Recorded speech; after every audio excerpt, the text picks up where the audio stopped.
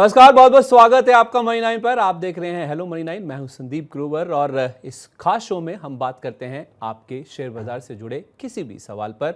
IPO market पे भी focus करते हैं और उसके साथ साथ कुछ स्टॉक्स आपके लिए खास कर लेके आते हैं हमारे एक्सपर्ट्स, जिन पर आप दाव लगाकर कमाई कर सकते हैं। तो एक्शन वाले शेयरों पर खास तौर पे फोकस रहता है और आज बाजार में भी काफी ज्यादा एक्शन देखने को मिला। तो सबसे पहले बाजार की चर्चा कर लेते हैं कि आखिर बाजार में किस तरह का कारोबार देखने को मिल रहा है। तीसरा दिन लगातार है जब मार्केट्स में रिकॉर्ड हाइस पर कारोबार देखने को मिल रहे हैं। निफ्टी की जहां तक बात है तो आज 19,336 ये एक आंकड़ा है जो कि आज निफ्टी ने नए रिकॉर्ड हाई के तौर पर छुआ है। सेंसेक्स की जहां तक बात है तो आज 65,240 ये आंकड़ा सेंसेक्स ने पार किया है, यानी कि 65,000 का जो स्तर है वो आज सेंसेक्स ने छुआ है। और स्मॉल कैप इंडेक्स में भी लगातार तेजी देखने को मिल रही है।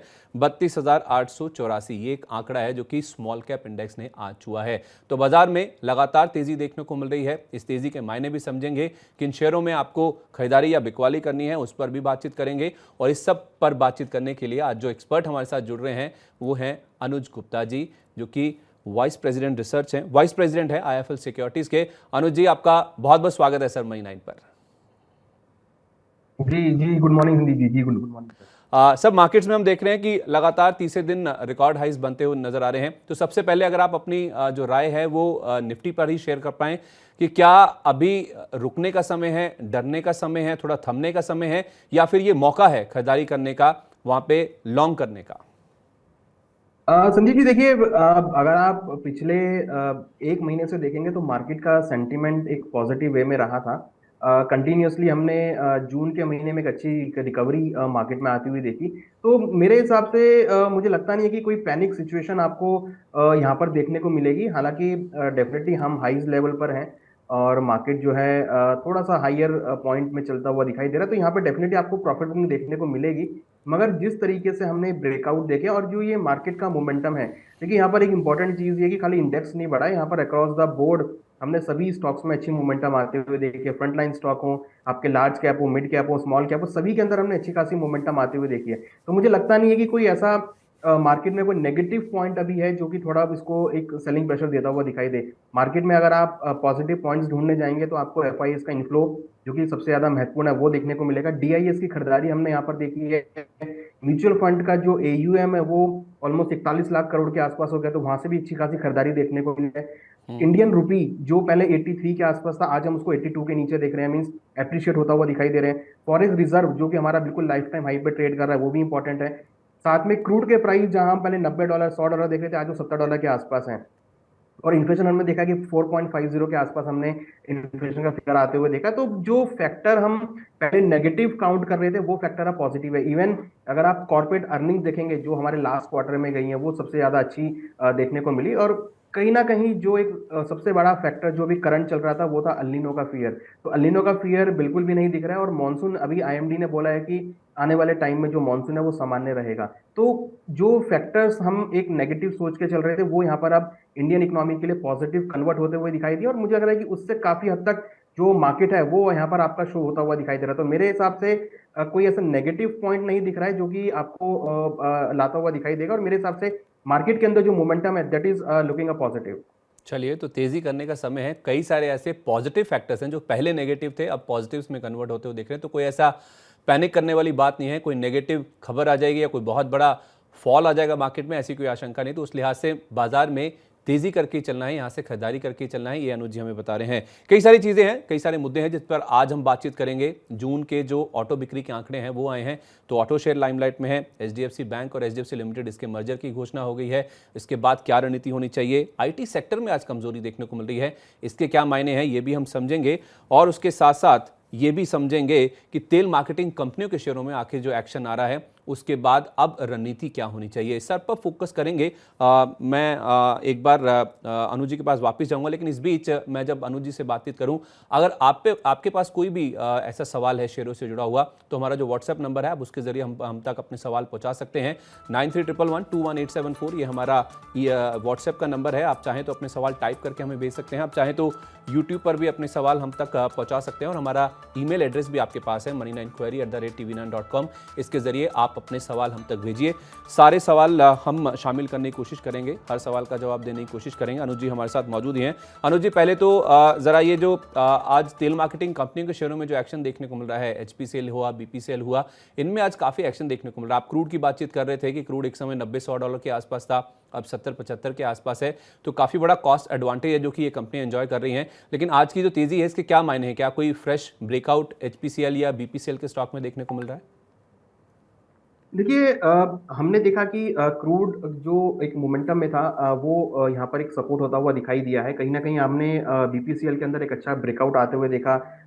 जो मोमेंटम था वो आपको क्रूड से आता हुआ दिखाई दिया। क्रूड के प्राइस थोड़े स्टेबल हुए हैं, हालांकि लोअर लेवल्स पे है, तो वहाँ पे अच्छी रिकवरी देखने को मिली। तो मेरे हिसाब से जो मोमेंटम है अभी स्लो एंड स्टडी है, बट जिस तरह का ब्रेकआउट यहाँ पे देखने को मिला है, मुझे लगता है कि एक अपसाइड मोमेंटम कंटिन्यू रह सकता है। और जिस तरीके से टेक्निकल चार्ट पे हमने ब्रेकआउट देखा है, क्योंकि अगर आप देखेंगे क्रूड के प्राइस 6 यार के नीचे अगर हम देखें एमसीएक्स में ट्रेड होते हुए दिख रहे हैं। इवन अगर आप इंटरनेशनल देखेंगे तो $74 ब्रेंट और करीबन $70 WTI आता हुआ दिखाई दिया है। तो काफी लोअर लेवल पे, जिसका बेनिफिट हमने देखा है कि जो oil sector, oil marketing companies है, उनको मिलता हुआ दिखाई दे रहा है। तो मेरे हिसाब से ऑयल मार्केटिंग कंपनी का जो मूव है वो फिलहाल अभी शॉर्ट टर्म के लिए पॉजिटिव रह सकता है, जिसमें आपको आईओसी, ओएनजीसी, बीपीसीएल, एचपीसीएल सभी के अंदर एक ट्रेंड पॉजिटिव होता हुआ दिखाई देगा। और शॉर्ट टर्म के लिए मेरा व्यू है कि आपको जितनी भी ऑयल मार्केटिंग कंपनीज है जैसे बीपीसीएल, ओएनजीसी, सभी में अच्छा ट्रेंड आता हुआ दिखाई देगा। और हम देख भी रहे हैं कि आईओसी और ओएनजीसी में अच्छे परफॉर्मेंस यहाँ पे आते हुए दिख रहे हैं। तो आई एम श्योर कि जो ऑयल मार्केटिंग कंपनी है यहाँ पर अच्छा मूव आपको आने वाले दिनों में देखने को मिलेगा। ठीक है, तो OMCs में यानी कि तेल मार्केटिंग कंपनियों में आने वाले दिनों में भी अच्छे मूव देखने को मिल सकते हैं।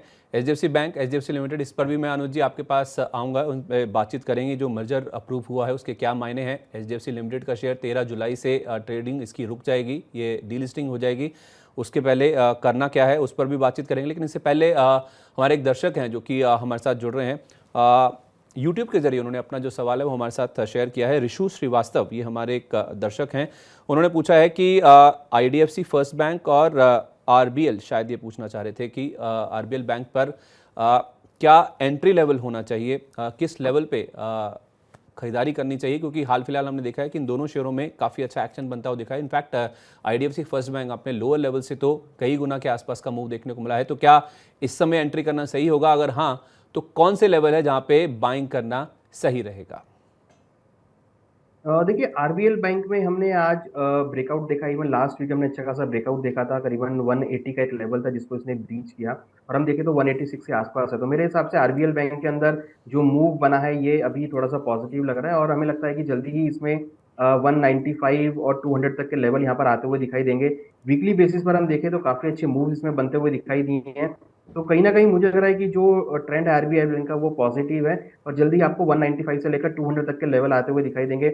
वॉल्यूम काउंटर में बढ़ते हुए दिखाई दिए हैं। लास्ट वीक हमने करीबन ऑलमोस्ट 9.5% की तेजी इसमें आती हुई देखी थी, जो कि आगे कंटिन्यू हो सकती है। तो मेरे हिसाब से आरबीएल बैंक भी पॉजिटिव डायरेक्टरी में है, और यहाँ पर खरीदारी का ट्रेड आपको देखने को मिल सकता है। जो एंट्री लेवल की अगर बात करें तो अगर अभी 186 के आसपास है, स्टॉक 184 के आसपास आता है तो खरीदारी कर सकते हैं।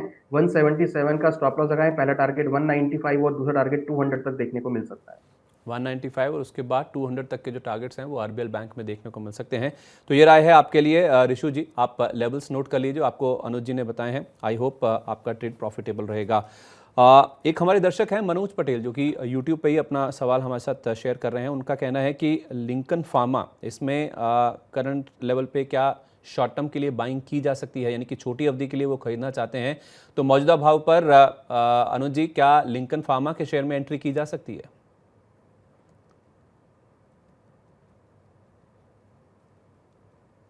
देखिए, लिंकन फार्मा में हमने लास्ट वीक थोड़ा सा एक नेगेटिव ट्रेंड देखा था। करीबन ऑलमोस्ट फ्लैट क्लोजिंग हमने देखी थी, और आज भी हम देखें तो मार्केट थोड़ा सा नेगेटिव टोन में आता हुआ दिख रहा है। तो मेरे हिसाब से थोड़ा वेट एंड वॉच करना चाहिए, क्योंकि अगर आप देखेंगे तो उसने रिसेंटली अभी 456 का हाई, 451, 456 का इसने हाई बनाया था, और वहां से थोड़े सा प्राइस ड्रैग होते हुए दिखाई दिए हैं। तो इंपॉर्टेंट है कि या तो स्टॉक ये 460 के ऊपर ट्रेड करता हुआ दिखाई दे तो आपको अच्छे मूव आते हुए, नीचे मिलता है करीबन 380, 385 के आसपास, तो वो एंट्री लेवल हो सकते हैं। करंट लेवल पे मुझे लगता है कि थोड़ा सा मार्केट अभी ओवरबॉट में है लिंकन फार्मा का, तो फिलहाल वेट एंड वॉच करना चाहिए। 380 के आसपास के लेवल मिले तो ही फ्रेश एंट्री करें, अदरवाइज मुझे लगता है कि इसको होल्ड करना चाहिए स्टॉक को। ओके, तो 380 तक के लेवल्स की आप वेट कीजिए, उन लेवल्स पे आए तो आप फ्रेश खरीदारी कर सकते हैं। अगर आपके पास ऑलरेडी हैं तो आप इसे होल्ड कर सकते हैं, लेकिन फ्रेश खरीदारी आपको 380 के आसपास ही करनी चाहिए।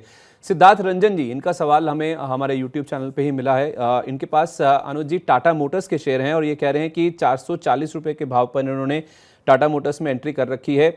112 शेयर ये बता रहे हैं कि टाटा मोटर्स के इनके पास मौजूद हैं और ये जानना चाहते हैं कि अब इस पे व्यू क्या है, क्योंकि 440 पे जब इन्होंने लिया था वहाँ से अच्छा खासा अपमूव स्टॉक में देखने को मिल चुका है। 595 रुपये के आसपास स्टॉक फिलहाल ट्रेड कर रहा है, तो अच्छा खासा मुनाफा, करीब 150 रुपये प्रति शेयर के आसपास का मुनाफा इनको हो रहा है और अच्छी खासी क्वांटिटी भी है 112 शेयरों की। क्या राय होगी सर आपकी? टाटा मोटर्स ने आज ही रिकॉर्ड हाई छुआ है। टाटा टेक्नोलॉजीज जैसे इसके आईपीओ को मंजूरी मिली है, उसका फायदा कहीं ना कहीं स्टॉक में साफ तौर पर देखने को मिल रहा है। तो क्या इस फायदे को भुना लेना चाहिए, रुकना चाहिए? क्या लेवल सुझाएंगे आप? देखिए, ये स्टॉक एक पॉजिटिव मोमेंटम में है, तो मेरे हिसाब से राइड ऑन प्रॉफिट होना चाहिए, इनको होल्ड करना चाहिए, क्योंकि जिस तरीके का मोमेंटम स्टॉक में दिखा है मेरे हिसाब से अभी और इसमें पोटेंशियल है आगे जाने का। और जल्दी ही हम, जैसा कि आज हमने देखा कि 602 का हाई बनाया है स्टॉक ने, 600 के एक पड़ाव को इसने ब्रेक किया है, तो मेरे हिसाब से इनको होल्ड करना चाहिए। ट्रेलिंग स्टॉप लॉस है करीबन 560 का, जिसको लगा के ये होल्ड कर सकते हैं। और हमें लगता है कि स्टॉक में पोटेंशियल है 620 से लेकर 640 तक जाने का, तो स्लो एंड स्टेडी स्टॉक को होल्ड करना चाहिए। मेरे हिसाब से मोमेंटम भी अच्छा खासा है और स्टॉक के अंदर इसको होल्ड करके चल सकते हैं। ट्रेलिंग स्टॉप लॉस लगा लें 560 का और स्टॉक को होल्ड कर सकते हैं। ओके, तो होल्ड कर सकते हैं। और जिस तरह का मोमेंटम इस स्टॉक में देखने को मिल रहा है, अनुज जी की राय यही है कि आपको इस स्टॉक को होल्ड करना चाहिए, आगे और भी मुनाफा बढ़ सकता है। एक स्टॉप लॉस का लेवल आपको बताया गया है, उस लेवल को आप बहुत ही स्ट्रिक्टली फॉलो कीजिए, होल्ड कीजिए, लेकिन इस लेवल को स्टॉप लॉस के तौर पे ज़रूर मेंटेन कीजिएगा। एक हमारे और दर्शक हैं जो कि हमारे साथ यूट्यूब पर ही जुड़े हैं, साक्षी सिंह, उन्होंने अपना सवाल भेजा है।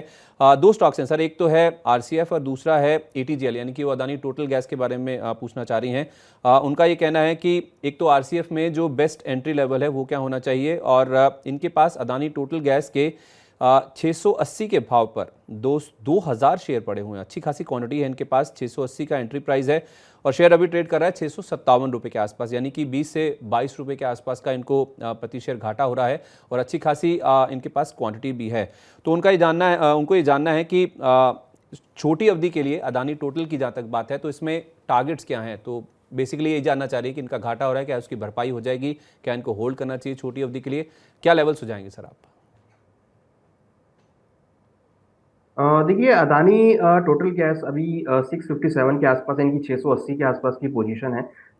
हमने लास्ट वीक एक अच्छा मोमेंटम इसमें आता हुआ देखा था, लोअर लेवल से मार्केट थोड़ा सा सस्टेन होता हुआ दिखाई दिया था। तो मेरे हिसाब से इनको अभी स्टॉक को होल्ड करना चाहिए, क्योंकि स्टॉक मेरे हिसाब से थोड़ा बॉटम आउट होता हुआ दिखा है और यहाँ पे एक रिकवरी मैं एक्सपेक्ट कर रहा हूँ कि जो कि यहाँ पर आ सकती है।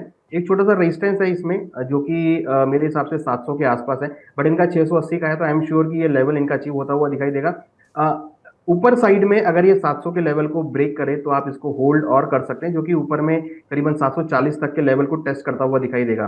डाउन साइड की अगर जहां तक सवाल है तो मेरे हिसाब से 620 का एक स्टॉप लॉस है, जिसको आप लगा के होल्ड कर सकते हैं। मेरे हिसाब से मोमेंटम भी इसमें थोड़ा सा स्लो एंड स्टडी पॉजिटिव है, ओवरसोल्ड में स्टॉक है, यहाँ से ज्यादा गिरावट में एक्सपेक्ट नहीं कर रहा हूँ। मेरे हिसाब से यहाँ से बाउंस बैक आना चाहिए, जो कि 700 से लेकर 720 तक जा सकता है। ओके, तो 620 रुपये बहुत ही इंपॉर्टेंट लेवल है जहाँ तक अदानी टोटल की बात है, तो इस लेवल को आप स्टॉप लॉस के तौर पे इस्तेमाल कीजिए। साक्षी जी, आपके लिए राय यही है कि स्टॉक हालांकि ओवरसोल्ड है, यहाँ से एक बाउंस बैक की उम्मीद है, लेकिन आपको 620 रुपये का स्टॉप लॉस लगा के इसको होल्ड करके चलना है। इसके अलावा कुछ और भी दर्शक हैं जो कि हमारे साथ यूट्यूब पे ही जुड़ने की कोशिश कर रहे हैं। एक हमारे दर्शक हैं अनुज वर्मा जी, उनका टीटागढ़ रेल पे सवाल है। टीटागढ़ रेल वही स्टॉक है जिसका नाम पहले टीटागढ़ वैगन्स हुआ करता था। टीटागढ़ रेल सिस्टम्स अभी करंट लेवल पे वो कह रहे हैं कि क्या एंट्री की जा सकती है या अभी रुकना चाहिए। रिकॉर्ड हाइस के आसपास ये स्टॉक ट्रेड कर रहा है, आज स्टॉक ने 514 रुपये के आसपास का हाई छुआ है। सर, टीटागढ़ रेल पे क्या राय होगी? जो फ्रेश एंट्री करना चाहता है, क्या ये सही लेवल है एंट्री के लिए? देखिए, टेक्निकल चार्ट पे तो ओवर स्ट्रेच दिख रहा है, ओवरबॉट जोन में है। तो मेरे हिसाब से करंट रेट पे तो फ्रेश बाइंग ना करें, क्योंकि ओवर स्ट्रेच है, एक करेक्शन ड्यू है जो कि यहाँ पर आ सकती है। तो जिनको खरीदारी करना है मेरे हिसाब से उनको वेट एंड वॉच करना चाहिए, डिप का वेट करें, वहां पे खरीदारी कर सकते हैं। जो डिप इनको मिलता है नीचे 470 का अगर डिप मिलता है तो वहाँ पे खरीदारी का ट्रेड बना के चल सकते हैं। और जिन्होंने ऑलरेडी खरीदारी कर रखी है उनके लिए ट्रेलिंग स्टॉप लॉस है जो कि करीबन 435 का रहेगा। तो 435 के स्टॉप लॉस से पोजीशन को होल्ड करें। मुझे लगता है कि ऊपर में स्टॉक में पोटेंशियल है, जो कि ऊपर में एटलीस्ट 560 580 के लेवल को टेस्ट करता हुआ दिखाई देगा। तो थोड़ा वेट एंड वॉच करना चाहिए।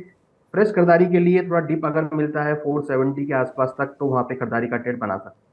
ठीक है, तो थोड़ा वेट करना चाहिए, थोड़ा स्ट्रेस लग रहा है, स्टॉक रिकॉर्ड हाइस के आसपास है, नीचे लेवल पे, यानी कि करेक्शन के बाद अगर ये स्टॉक मिलता है तो शायद अगर आप एंट्री करेंगे तो आपके लिए ज़्यादा फायदेमंद हो सकता है। सर, एक स्टॉक है एलोकॉन इंजीनियरिंग का। मैं बीएसई पे अगर गेनर्स की बात करें, जो स्टॉक आज काफ़ी एक्टिव हैं, उनकी सूची में देखें तो आपको ये काफ़ी ऊपर नजर आएगा। 7% के आसपास के गेंस इस स्टॉक में देखने को मिल रहे हैं। एलोकॉन इंजीनियरिंग मैं इसलिए आपसे पूछ रहा हूँ सर, एक तो इसमें गेंस हैं, अच्छे खासे वॉल्यूम के साथ इसमें बढ़ोतरी हुई है, 600 रुपये का लेवल भी आज इसने पार किया है। दूसरी बात यह है कि इसके नतीजे आने वाले हैं, अब नतीजों का सीजन शुरू होने ही वाला है, तो शायद अगले हफ्ते ही इसके रिजल्ट्स आते हुए दिखेंगे। उससे पहले आपको क्या नजर आ रहा है सर चार्ट्स पे? ये जो धुआंधार तेजी इसमें देखने को मिली है, क्या ये जारी रह सकती है? लगातार रिकॉर्ड हाई से स्टॉक टच कर रहा है, और इनफैक्ट अगर हम कोविड के टाइम से देखें तो वहां से तो कई गुना के आसपास स्टॉक में जो एक्शन है वो देखने को मिला है। एक समय स्टॉक 20-22 रुपए के आसपास तक भी गिर गया था, और वहां से बहुत ही बड़ी एक जो रिकवरी जो आप कह सकते हैं स्टॉक में देखने को मिली है। अब क्या करना है सर? इसने आज 633 रुपए के आसपास का हाई लगाया है, 600 रुपए का जो लेवल पार हुआ है, क्या मायने हैं सर उसके? देखिए, अगर आप पिछले 6 हफ्तों को देखेंगे तो स्टॉक काफी कंसोलिडेट हुआ था, और आज इस स्टॉक ने पिछले 6 हफ्तों के हाई को ब्रेक करता हुआ दिखाई दिया है। तो वॉल्यूम यहाँ पर इंक्रीज होते हुए दिखाई दिए हैं, और मुझे लग रहा है कि ये जो ब्रेकआउट हुआ है ये आगे सस्टेन रह सकता है। तो मेरे हिसाब से इसमें खरीदारी का ट्रेड लेना चाहिए।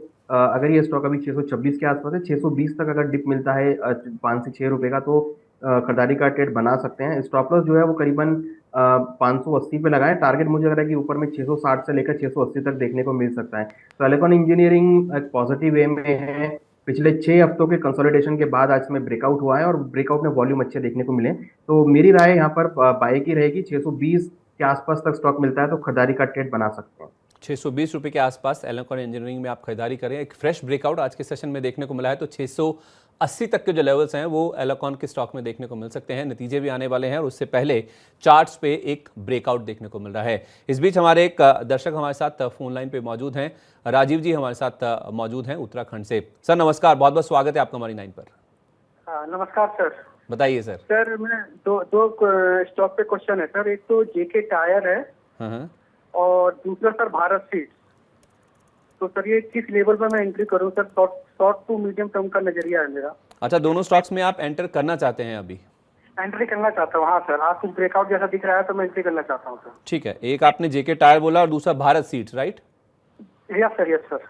तो ये दोनों स्टॉक्स आपके ऑटो एंसिलरी स्पेस से हैं। जेके टायर तो टायर बनाने वाली कंपनी है, और भारत सीड्स भी, ये भी ऑटो एंसिलरी स्पेस की कंपनी है। कोई खास रीजन, कोई ऐसी वजह जिस वजह से आपने ऑटो एंसिलरी स्पेस को ही चुना सर? नहीं सर, थोड़ा बस यही है कि इसमें मोमेंटम दिख रहा है सर, मोमेंटम को प्ले करना चाहते हैं। ठीक है, मोमेंटम को प्ले आउट करना चाहते हैं। इनफैक्ट मैं आपको बता दूं राजीव जी, आपकी जानकारी के लिए, अपोलो टायर्स एक स्टॉक है जिसको आज ही मॉर्गन स्टैनली ने डाउनग्रेड किया है, जिस वजह से आज जेके टायर के शेयर में भी गिरावट देखने को मिली। इनफैक्ट पूरा टायर स्पेस आज थोड़ा प्रेशर में है। 3% के आसपास की कमजोरी आज जेके टायर के स्टॉक में देखने को मिल रही है। 230 रुपए के आसपास ये कारोबार कर रहा है। और जहां तक भारत सीड्स की बात है, तो भारत सीड्स के शेयर में आज हम देख रहे हैं कि 2% के आसपास की मजबूती है। 130 रुपए के आसपास के लेवल पे ये भी ट्रेड करता हुआ दिख रहा है। सर, दोनों स्टॉक्स पे अपनी राय बताइए। फ्रेश एंट्री ये करना चाहते हैं, क्या इन लेवल्स पे एंट्री करना सही रहेगा या अभी रुकना चाहिए? क्या राय होगी आपकी? देखिए, लास्ट वीक हमने देखा कि जेके टायर में अच्छा मूव देखने को मिला। ये स्टॉक ऑलमोस्ट अगर आप देखेंगे तो करीबन 2% के आसपास, सॉरी करीबन 22% के आसपास ये स्टॉक लास्ट वीक में इंक्रीज हुआ था। मोमेंटम अच्छा था स्टॉक के अंदर, ट्रेंड पॉजिटिव बना था। आज थोड़ी सी एक गिरावट देखने को मिली थी। डेफिनेटली जब एक स्टॉक 22% चलता है एक हफ्ते में, तो उसके बाद एक प्रॉफिट बुकिंग आना लाजमी है। तो मेरे हिसाब से करंट रेट पे तो नहीं, क्योंकि ऑलरेडी स्टॉक थोड़ा ओवर स्ट्रेच हुआ है। तो मेरे हिसाब से अगर ये स्टॉक आपको नीचे 210 के आसपास मिलता है तो खरीदारी कर सकते हैं। ब्रेकआउट हुआ है इसमें, बट ब्रेकआउट जो लेवल था वो करीबन 215 का था। तो एटलीस्ट 220 215 के रेंज मिले तो ही एंट्री करें, क्योंकि इस रेट में मुझे लगता है कि थोड़ा मार्केट ओवरबॉट हो गया है, यहाँ पे एक ओवर स्ट्रेच आ सकता है, करेक्शन आ सकता है। तो मेरे हिसाब से वहां पर आपको निकलना चाहिए, और 215 220 के बीच अगर स्टॉक मिले तो खरीदारी का ट्रेड बना सकते हैं। स्टॉप लॉस जो है 192 पे लगाएं, टारगेट ऊपर मेरे हिसाब से इसमें 250 260 तक का देखने को मिल सकता है। तो स्टॉक में अच्छा ब्रेकआउट है, वॉल्यूम भी अच्छे हैं, लास्ट वीक जो ब्रेकआउट हुआ है उसका मोमेंटम भी कंटिन्यू है। तो मेरे हिसाब से स्टॉक में यहाँ पे रहना चाहिए। 215 220 के बीच के रेट मिले तो एंट्री कर सकते हैं। ठीक है, जेके टायर्स में 215 220 के आसपास आप एंट्री कर सकते हैं। 192 रुपये आपका स्टॉप लॉस होना चाहिए। सर दूसरा स्टॉक था भारत सीड्स का, जो कि 131 रुपये के आसपास कारोबार कर रहा है। तो भारत सीड्स में भी आपकी राय यही होगी कि मौजूदा लेवल्स पे एंट्री कर सकते हैं?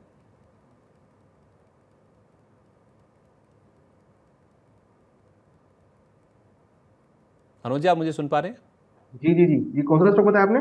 भारत सीड्स ये एक ऑटो एंसिलरी कंपनी है। 131 रुपये के आसपास ये कारोबार कर रहा है। फिलहाल करीब 2% के आसपास का इसमें अपमूव देखने को मिल रहा है। आज के इस सेशन में इसने करीब 135 रुपये के आसपास का हाई लगाया है, जो कि इनफैक्ट स्टॉक का 52 वीक हाई भी है। तो स्टॉक में मोमेंटम काफ़ी अच्छा देखने को मिल रहा है।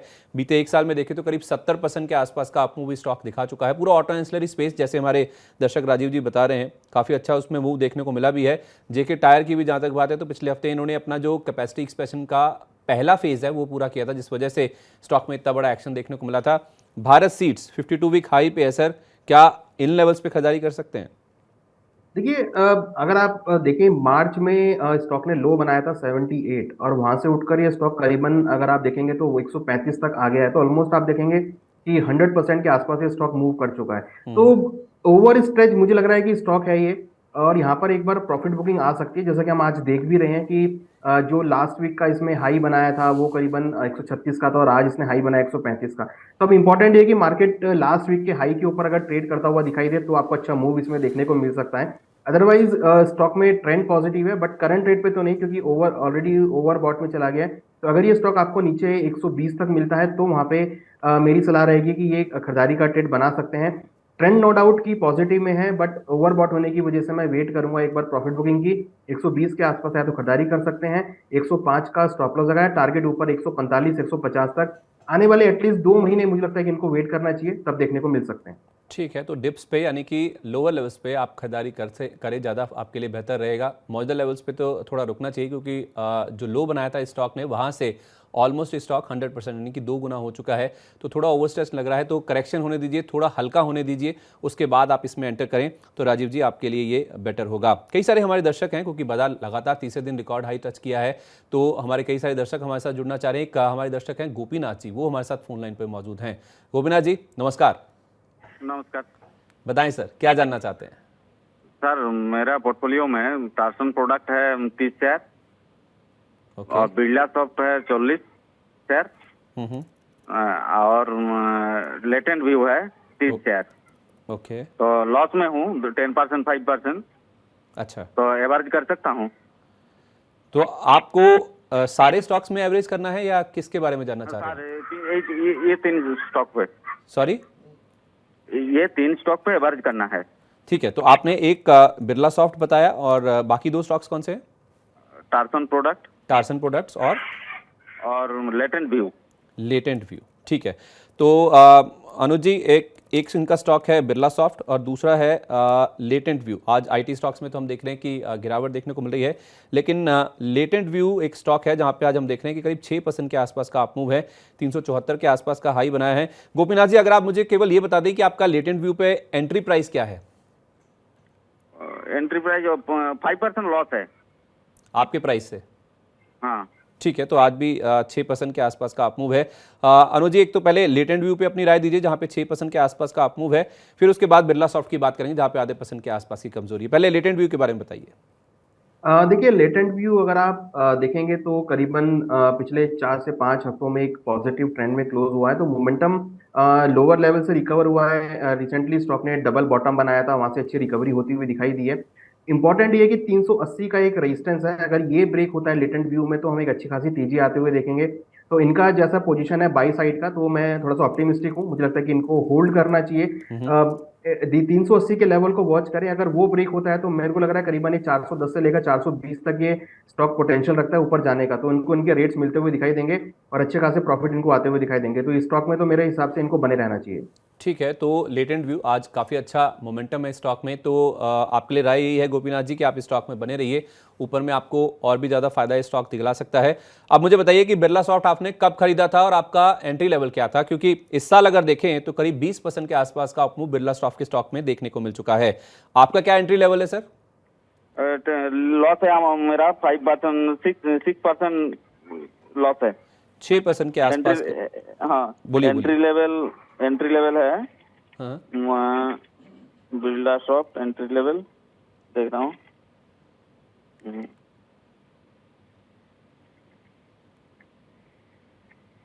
340 335 के आसपास कुछ होगा शायद। हाँ हाँ, क्या? बिरला सॉफ्ट 330 330 के आसपास, 330 के आसपास एंट्री लेवल है सर। तो उस लिहाज से तो आप प्रॉफिट में बैठे हैं, क्योंकि 357 के आसपास ये स्टॉक ट्रेड कर रहा है। इस साल अगर देखें वाईटीडी जो रिटर्न्स है वो करीब 20% के आसपास के हैं। आज जरूर थोड़ा सा आईटी में प्रेशर है, आधे % के आसपास ही कमजोरी है। सर करीब 30 रुपये के आसपास का, 25 से 30 रुपये के आसपास का गेन बिरला सॉफ्ट के स्टॉक में देखने को मिल रहा है। इसमें भी आप होल्ड करने की राय देंगे या फिर प्रॉफिट को राइड करना चाहिए स्टॉप लॉस लगाकर? देखिए, इसमें एक मेरे हिसाब से इसको होल्ड करना चाहिए। इसमें हमने पिछले 3 हफ्तों में लगातार पॉजिटिव ट्रेंड आते हुए देखा है, हालांकि अभी थोड़ी सी एक गिरावट आई है इसमें, बट मेरे हिसाब से मोमेंटम इसमें भी पॉजिटिव है। स्टॉक ने अभी रिसेंटली अपना जो रिसेंट हाई था 330 के आसपास का वो ब्रेक करके 356 के आसपास ये स्टॉक चल रहा है, तो मेरे हिसाब से इनको होल्ड करना चाहिए। मोमेंटम इसमें पॉजिटिव है, चार्ट स्ट्रक्चर में पॉजिटिव दिख रहा है और ओवरसोल्ड से स्टॉक ये रिकवर हुआ है, तो मेरे हिसाब से इनको होल्ड करना चाहिए। जल्दी ही हमें लग रहा है कि स्टॉक में 380 400 तक के लेवल आते हुए दिखाई देंगे, तो मेरे हिसाब से इनको यहाँ पर स्टॉक को होल्ड करना चाहिए। होल्ड कीजिए गोपीनाथ जी। आप बिरला सॉफ्ट को भी यहाँ पे 380 400 तक के जो लेवल्स है वो भी देखने को मिल सकते हैं। और आप मुझे बताइए तारसन प्रोडक्ट्स के बारे में, 600 रुपये पे स्टॉक खड़ा है, आपकी एंट्री कहाँ पे हुई है? 50 पर। सॉरी, 650 650 पे, 650 पे। ऑब्वियसली क्योंकि पिछले एक साल में देखें तो स्टॉक करीब 24-25% के आसपास करेक्ट हुआ है। इस साल भी, यानी कि 6 महीने जो बीते हैं साल के, उसमें भी करीब 14% के आसपास का लॉस है। तो आपने अगर पहले खरीदा तो ऑब्वियसली हायर लेवल पे एंट्री है आपकी। 50 रुपये के आसपास का लॉस है सर। क्या करना चाहिए अनुज जी? 50 रुपये के आसपास का लॉस इनको टारसन प्रोडक्ट्स पे देखने को मिला है। पिछले एक साल में बाजार में हमने देखा करीब 20% के आसपास ये गेंस आए हैं, लेकिन पूरे साल में आप देखें स्टॉक ने अपने निवेशकों को करीब 25% के आसपास का नुकसान करवा के दिया है। रुकना चाहिए ऐसे स्टॉक में या नहीं? देखिए, टारसन प्रोडक्ट में आप देखेंगे तो स्टॉक थोड़ा कंसोलिडेशन में है। पिछले अगर हम फरवरी से देखें तो अभी तक ये काफी कंसोलिडेट हुआ है, कोई बड़ा मूव इसमें देखने को नहीं मिला है। मेरे हिसाब से कोई फ्रेश ब्रेकआउट या कोई ऐसा कोई सिम्टम नहीं दिख रहा है जहां पर आपको एग्रेसिव ट्रेड लेना चाहिए। हालांकि इनकी होल्डिंग है तो इसको होल्ड कर सकते हैं, क्योंकि इनके रेट से 50 रुपये नीचे, तो वो 50 रुपये तो कवर होना ज़्यादा मुश्किल नहीं लग रहा है मेरे को। बट कोई ऐसा फ्रेश ब्रेकआउट नहीं जिसमें ये और एवरेजिंग के लिए बाय कर सके। मेरे हिसाब से जितनी क्वांटिटी इनके पास है उसी के साथ ये होल्ड करें, क्योंकि एवरेज तब करना चाहिए जब उसमें कोई खास मोमेंटम हो। स्टॉक में मोमेंटम नहीं है, वॉल्यूम भी कोई इसे खास नहीं है जहां पर आपको ब्रेकआउट देखने को मिले, तो जितनी पोजीशन है उसके साथ मेरे हिसाब से इनको होल्ड करना चाहिए। एक स्टॉप लॉस है जो कि करीबन 570 का है, जिसको लगा के ये होल्ड कर सकते हैं। ठीक है, 570 रुपये का। गोपीनाथ जी अगर आप मुझे सुन पा रहे हैं, मेरे साथ लाइन पर हैं, तो आप 570 रुपये का स्टॉप लॉस लगा के टारसन प्रोडक्ट को भी होल्ड कर सकते हैं। आपने 3 सवाल पूछे थे, तीनों पर आपको राय दे दी गई है। उम्मीद है आप अपना पोर्टफोलियो उसे रिव्यू करने में, उसको रिवाइज करने में और मुनाफे में लाने के लिए इसमें आपको काफ़ी ज़्यादा मदद मिलेगी। जैसा आपको अनुज जी ने गाइड किया है उससे आपको इससे मदद मिलेगी। Thank you sir. Welcome sir. चलिए तो आगे बढ़ते हैं। अब कुछ बजिंग स्टॉक्स की ओर बढ़ते हैं जहां पे आज भरपूर एक्शन देखने को मिल रहा है और थोड़ा उसके बारे में बातचीत करते हैं और वजह भी जानने की कोशिश करते हैं और उनमें करना क्या है, उनमें रणनीति क्या होनी चाहिए, उस पर भी बातचीत करते हैं। जो पहला स्टॉक है वो है सुजलॉन एनर्जी का। तीसरा रेजिस्टेंस भी स्टॉक ने अपना पार कर लिया है। आप स्टॉक की बात करें तो ब्रोकरेज हाउसेस स्टॉक पे हाल फिलहाल आप देखें तो रेटिंग बढ़ाते हुए नजर आ रहे हैं, कुछ लक्ष्य भी बढ़ाए गए हैं। 22 रुपये तक के जो लेवल्स हैं उसकी भी बात की गई है। आज अगर आप देखें तो शेयर में करीब 9% के आसपास का आपको देखने को मिला है। बीता एक महीना अगर आप देखें तो पूरा ये स्टॉक मोमेंटम में रहा है। ऑलमोस्ट 50% के आसपास के गेंस पिछले एक महीने में स्टॉक में देखने को मिल चुके हैं। तो 50% के जो गेंस लेकर बैठा है सर सुजलॉन एनर्जी, क्या राय होगी आपकी? देखिए, सुजला एनर्जी हमारा टॉपिक था, हमने आपके चैनल के थ्रू रिकमेंड भी किया था, तो वो हमारे जो टारगेट्स थे 16-18 के, वो यहाँ पर अचीव होते हुए दिख रहे हैं। अब जो नेक्स्ट टारगेट है वो हम वॉच कर रहे हैं 18 को लेके। अगर 18 का लेवल ये ब्रेक करता है तो ऊपर में करीबन 21 से लेकर 22 तक ये जाने का पोटेंशियल रखता है। तो फंडामेंटली स्टॉक धीरे धीरे पॉजिटिव होता हुआ दिख रहा है, लोअर लेवल से रिकवरी हुई है। तो आई थिंक कि सुजलॉन के अंदर जो मोमेंटम है वो कंटिन्यू रहेगा। एक सपोर्ट है 13 रुपए का, जिसको खरीदारी करनी है वो 13 का स्टॉप लॉस जगह खरीदारी कर सकते हैं। पहला टारगेट 18 का रहेगा और उसके ऊपर में करीबन 22 रुपए के टारगेट देखने को मिल सकते हैं। ओके, तो 13 रुपए का स्टॉप लॉस लगा के सुजलॉन में खरीदारी करनी है। 18 रुपए पहला टारगेट है और 22 रुपए जो ब्रोकरेज हाउस टारगेट दे रहे हैं, दूसरा टारगेट 22 रुपए का है। तो सुजलॉन में खरीदारी करके चल सकते हैं। स्टॉप लॉस 13 रुपए का होगा। अब बात करते हैं एचडीएफसी और एचडीएफसी बैंक की। इसका जो विलय है उसको मंजूरी दे दी गई है 30 तारीख को, यानी कि 30 जून की शाम को दोनों कंपनियों के बोर्ड की बैठक हुई थी, जिसमें इस मर्जर को मंजूरी दे दी गई है। यानी कि ये जो मर्जर है ये पूरा होने का जो रास्ता है वो पूरी तरह से साफ हो चुका है। अब यहाँ पे जो बातचीत कही गई है वो ये है कि हर 4 साल में जो ग्रोथ है उसे 2 गुना करने का जो लक्ष्य है वो एचडीएफसी बैंक लेके चल रहा है। 16 लाख करोड़ रुपए से ज्यादा के एसेट बेस के साथ दुनिया का चौथा सबसे बड़ा बैंक का एचडीएफसी बैंक उभर के सामने आया है। और देश की, यानी कि भारत में अगर आप देखें तो दूसरी सबसे वैल्यूएबल कंपनी के तौर पे एक सामने आया है। आज अगर आप देखें जो विलय की घोषणा हुई है उसके बाद 2-2% के आसपास का आपको दोनों स्टॉक्स में देखने को मिला है, चाहे आप एचडीएफसी बैंक की बात करें या एचडीएफसी लिमिटेड की बात करें। सर, जो मेरा सवाल है वो एचडीएफसी लिमिटेड को लेकर है, क्योंकि जो मर्जर की घोषणा की बातचीत हुई है उसमें ये कहा गया है कि 13 जुलाई से एचडीएफसी लिमिटेड का जो शेयर है उसकी डीलिस्टिंग हो जाएगी। जो स्टॉक ब्रोकरेज हैं, स्टॉक एक्सचेंजेस हैं, वहां से ये स्टॉक का ट्रेड करना बंद कर देगा और एचडीएफसी बैंक के टिकर के अंडर ही ट्रेड करता हुआ दिखेगा। आपकी क्या राय होगी सर, जिसके पास एचडीएफसी लिमिटेड के शेयर हैं, क्या उसको बेच देने चाहिए, एचडीएफसी बैंक के शेयर खरीद लेने चाहिए, या वेट करना चाहिए, अपने आप एचडीएफसी बैंक के शेयर उनको मिल जाएंगे? क्या रणनीति होनी चाहिए एचडीएफसी लिमिटेड के स्टॉक पर? देखिए, मेरे हिसाब से तो वेट करना चाहिए, क्योंकि मर्जर होने के बाद जो इनको रेशो में शेयर मिलेंगे वो भी एक प्रॉफिटेबल रहेंगे। या तो अगर आपको इजी वे चाहिए तो आप प्रॉफिट बुक भी कर सकते हैं, नहीं तो आप इसको होल्ड करना चाहिए, क्योंकि जो रेशो में डिवाइड हो रहा है वो एक पॉजिटिव है। तो मेरे हिसाब से होल्ड करना चाहिए, बेटर ऑप्शन है, क्योंकि अभी और मोमेंटम इसमें बाकी है जो आ सकता है। और मार्केट जिस तरह का ट्रेड कर रहा है तो मुझे लगता है कि बैंकिंग स्टॉक्स के लिए मोमेंटम है। बैंक निफ्टी हमने अच्छी खासी परफॉर्मेंस होती हुई देखी है, तो बैंकिंग के अंदर मोमेंटम आना अभी बाकी है। तो मेरे हिसाब से इसको होल्ड भी कर सकते हैं। ठीक है, होल्ड कर सकते हैं आप, चाहे तो एचडीएफसी लिमिटेड के स्टॉक में मुनाफा वसूली भी कर सकते हैं। अगर आप रुकते हैं, आपको एचडीएफसी बैंक के शेयर मिलते हैं, तो जिस अनुपात में आपको एचडीएफसी बैंक के शेयर मिलेंगे वो भी प्रॉफिटेबल है, ये आपको अनुज जी राय दे रहे हैं। एचपीसीएल, हमने पहले भी तेल मार्केटिंग कंपनियों की बात करी है। आज यहाँ पे खबर भी आई है कि यूएई की कंपनी एडनॉक के साथ इस कंपनी ने एक करार किया है, एक समझौता किया है, जिसके तहत जो लुब्रिकेंट कारोबार है एचपीसीएल का, उसके जो विस्तार है उसकी बातचीत की गई है। इस समझौते के तहत जो दोनों कंपनियां हैं, यानी कि एचपीसीएल और एडनॉक, ये 10 देशों में विस्तार करती हुई दिखेंगी, यानी कि बड़ा कैपेसिटी एक्सपेंशन या बड़ा जो जोग्राफिकल एक्सपेंशन है उसकी बातचीत एचपीसीएल में देखने को मिल रही है। और यही कारण है कि एचपीसीएल के शेयर में इस खबर के चलते 5% के आसपास का अपमूव देखने को मिल रहा है। बीपीसीएल की बात हमने पहले करी थी, जहां पे 3-3.5% के आसपास का अपमूव था, लेकिन एचपीसीएल में ज्यादा बड़ा मूव देखने को मिल रहा है। क्या करना चाहिए सर? जो तेल मार्केटिंग कंपनी, हमने कच्चे तेल की बात करी थी, ये जो एक नया करार किया गया एचपीसीएल की ओर से, क्या उसके बाद इस मोमेंटम को राइड करने के लिए फ्रेश खरीदारी करनी चाहिए, या फिर जिनके पास है वो मुनाफा वसूली कर लें?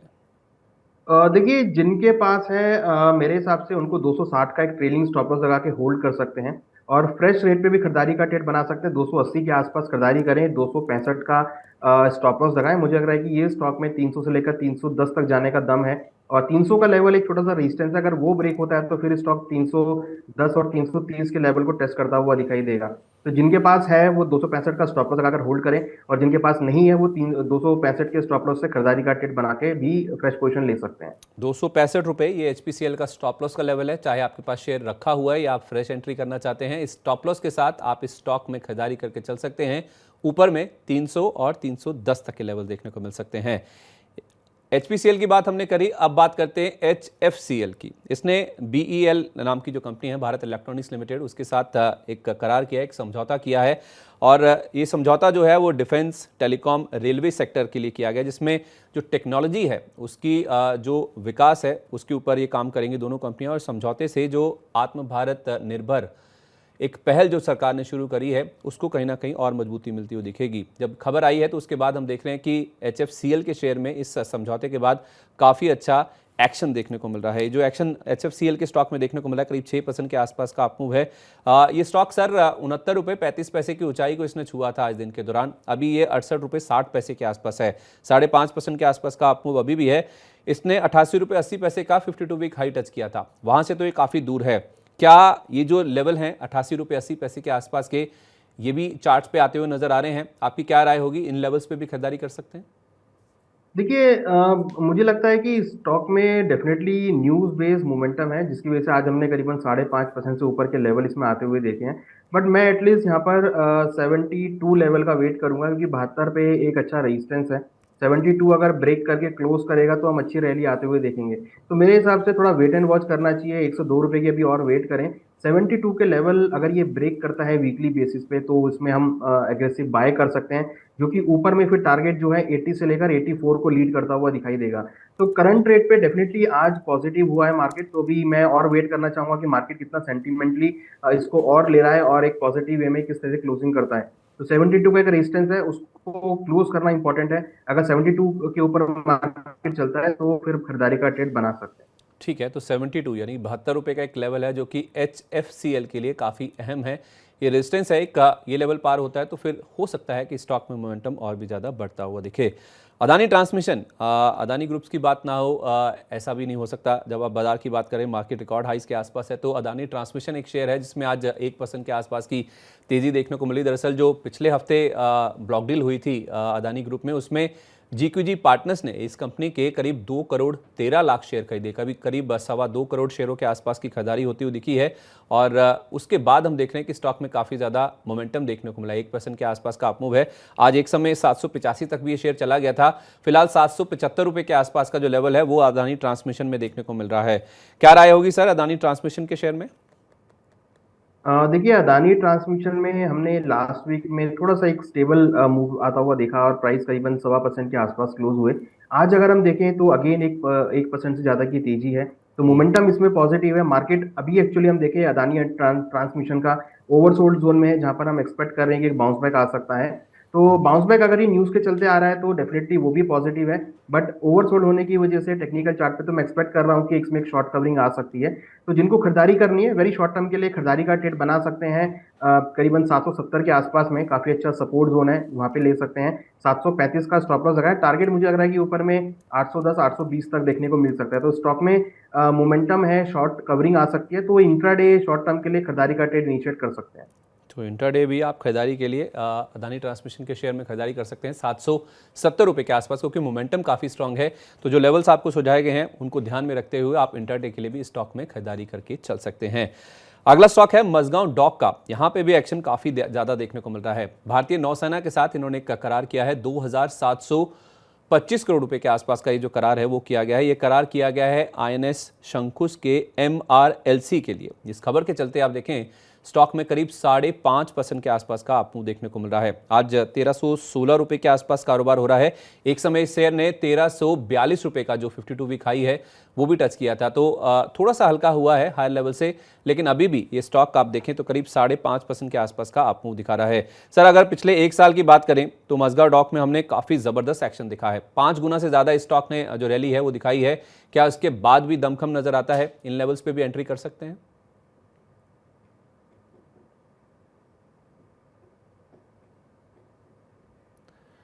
सर आपकी आवाज नहीं पहुंच पा रही है, अगर आप अनम्यूट। देखिए, बिल्कुल जो आपके डिफेंस सेक्टर थे वहां पर हमने काफी अच्छा मोमेंटम आते हुए देखा है। इवन जो मोमेंटम था वो सभी स्टॉक्स में हमने एक ट्रेंड के साथ में आता हुआ देखा था। कहीं ना कहीं जिस तरीके से प्राइस पूरे ही डिफेंस सेक्टर में चले हैं, चाहे आपका जो भी डिफेंस सेक्टर हो, BEL हो, भारत डायनामिक्स हो, HAL हो, तो मझगांव डॉकयार्ड जो काफी स्टॉक है इसमें भी हमने काफी अच्छे मूव्स आते हुए देखे हैं। ऑलमोस्ट 1300 के ऊपर ये स्टॉक आता हुआ दिखाई दिया है। ट्रेंड पॉजिटिव है, मोमेंटम भी पॉजिटिव है और वॉल्यूम जो है काउंटर में ऑटोमेटिकली बढ़ते हुए दिखाई दिए हैं। इट मीन्स कि कहीं ना कहीं जो खरीदारी है वो यहाँ पर लौटती हुई दिखाई दी है। तो मेरे हिसाब से अभी मझगांव डॉकयार्ड या फिर जो डिफेंस सेक्टर के स्टॉक हैं उनमें पोटेंशियल बाकी है। तो अगर हम पर्टिकुलर मझगांव डॉकयार्ड को बात करें तो मेरे हिसाब से यहाँ पर आपको खरीदारी कर ट्रेड बना सकते हैं। 1300 के आसपास अगर ये स्टॉक डिप लेता है तो वहां पे खरीदारी का ट्रेड बना सकते हैं। 1265 का स्टॉप लॉस लगाए, टारगेट ऊपर में करीबन 1360 तक देखने को मिल सकता है। मोमेंटम अच्छा खासा है, वॉल्यूम स्टॉक में है तो जो कि एक सपोर्ट इंडिकेट कर रहे हैं। तो मेरे हिसाब से मझगांव डॉकयार्ड में स्टॉक जो है खरीदारी के तौर पे बना सकते हैं 1300 के आसपास। 1300 रुपये के आसपास खरीदारी करें। 1360 तक ये जो मोमेंटम है इस स्टॉक को लेके जा सकता है, तो आप चाहें तो वहाँ अपना लक्ष्य सेट करके इसमें खरीदारी करके चल सकते हैं। तो मझगांव डॉक की जहाँ तक बात है 5 गुना के आसपास पूरे साल में चला है, अभी भी इसमें दमखम है, ऐसा हमें अनुज जी बता रहे हैं।